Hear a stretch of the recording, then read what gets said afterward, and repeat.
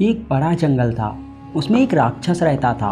एक दिन किसी ने उस जंगल में बॉम्ब रख दिया, जिससे बड़ा धमाका हुआ। सारे जंगल के जानवर मर चुके थे, लेकिन राक्षस किसी तरह बच गया था। जंगल के सारे जानवर तो मर चुके थे और राक्षस तो जानवरों को खाता था।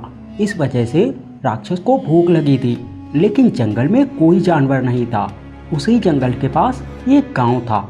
राक्षस ने सोचा, मैं उस गांव में जाकर जानवर यहाँ लाकर खाऊंगा। ये सोचकर राक्षस जमीन के अंदर घुस जाता है और सुरंग बनाता हुआ गांव तक पहुंच जाता है। वो सुरंग से बाहर निकलता है और एक मुर्गी को उठाकर वापस सुरंग में चला जाता है।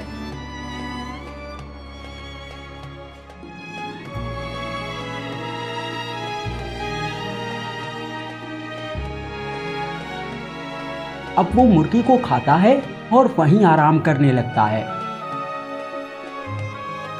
अगले दिन वो फिर से सुरंग से बाहर निकलता है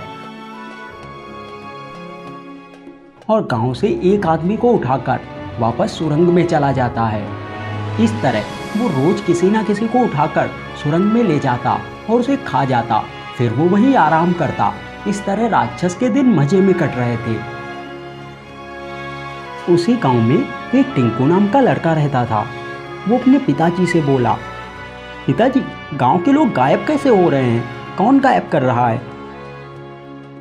उसके पिताजी बोले, कुछ लोग कहते हैं गांव में कोई राक्षस आता है और लोगों और जानवरों को उठाकर पता नहीं कहाँ गायब हो जाता है।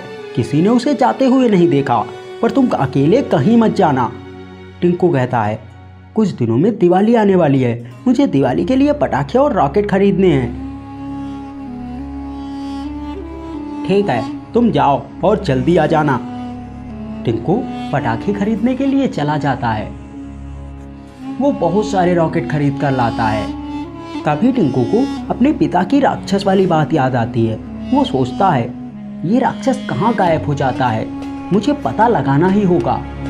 फिर एक दिन टिंकू गांव के बाहर बैठा हुआ था।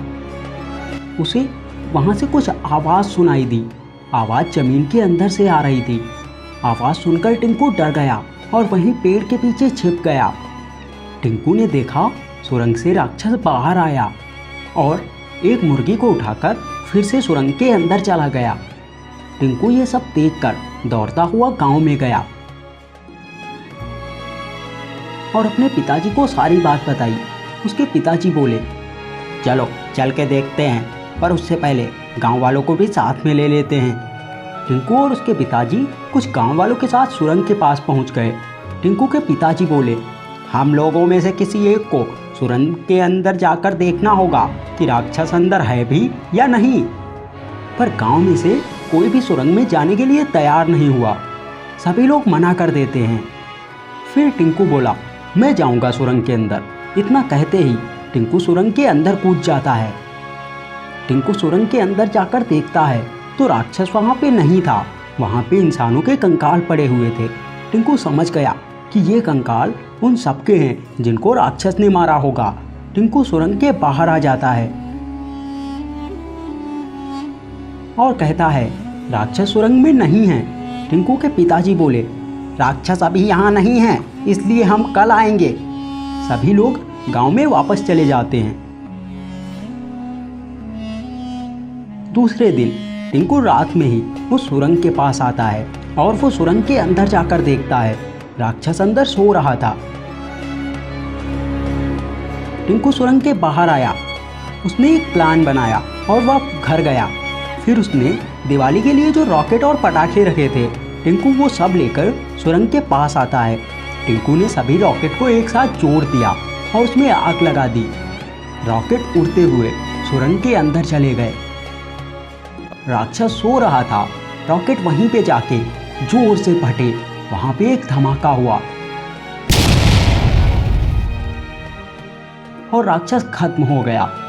तो दोस्तों, आपको ये कहानी कैसी लगी हमें कमेंट करके बताइए। और अगर आप ऐसी और कहानियाँ देखना चाहते हैं तो चैनल को सब्सक्राइब कीजिए। पास वाले बेल आइकन में ऑल सेलेक्ट कर लीजिए। Thank you.